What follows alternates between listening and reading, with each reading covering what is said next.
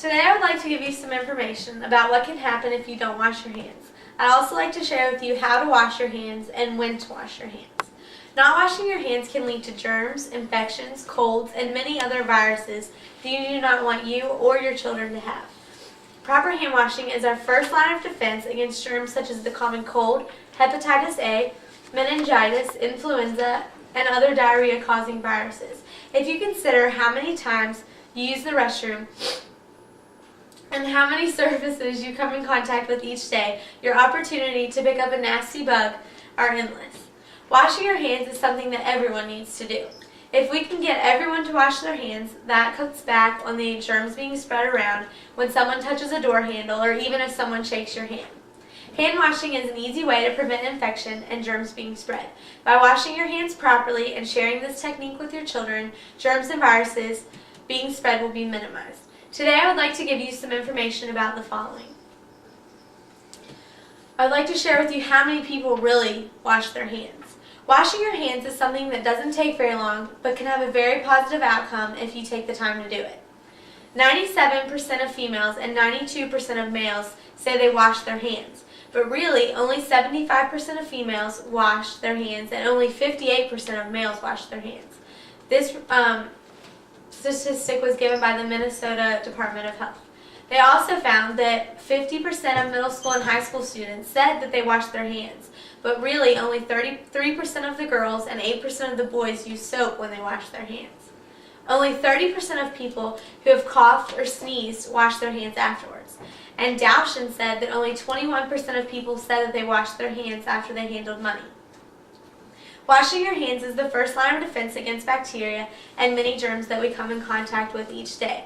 Whether it be someone at home being sick or your dog slobbering on your hand, you going to the bathroom or even covering your mouth to cough, you are spreading germs. Germs stick to you very easily, and the only way to get rid of them is to wash your hands with water and soap.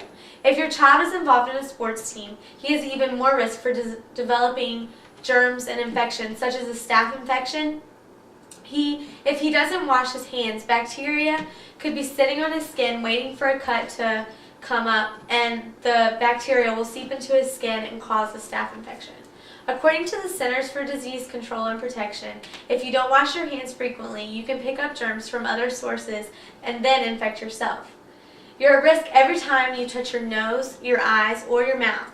In fact, one of the most common ways people catch colds is by rubbing their nose or their eyes after the cold virus has gotten on their hands. Washing your hands is a very simple thing that you can do to keep your germs from spreading, but it must be done very efficiently. To start off, you should wet your hands with water, apply soap to your hands, and lather well. Antibacterial soap is one example of a soap that you can use to wash your hands. Rub your hands together for at least 20 seconds, scrubbing all surfaces including the backs of your hands, your wrists, in between your fingers, and even underneath your fingernails. You should then rinse well and dry your hands on a clean towel or a disposable towel or even an air dryer. To eliminate even more germs being spread, you should use the paper towel to turn off the water, to flush the toilet, or even to open the door when you're leaving the bathroom, and then dispose of the rag. Some people may think that washing your hands after going to the bathroom is enough, but there are many other times when germs are present that you need to wash your hands.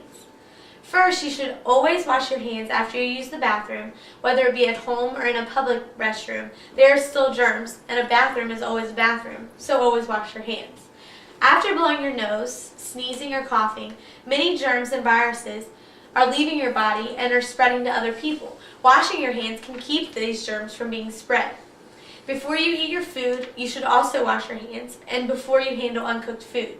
A recent FDA study reveals that proper hand washing can stop up to 1/2 of all foodborne illnesses, such as E. coli and salmonella.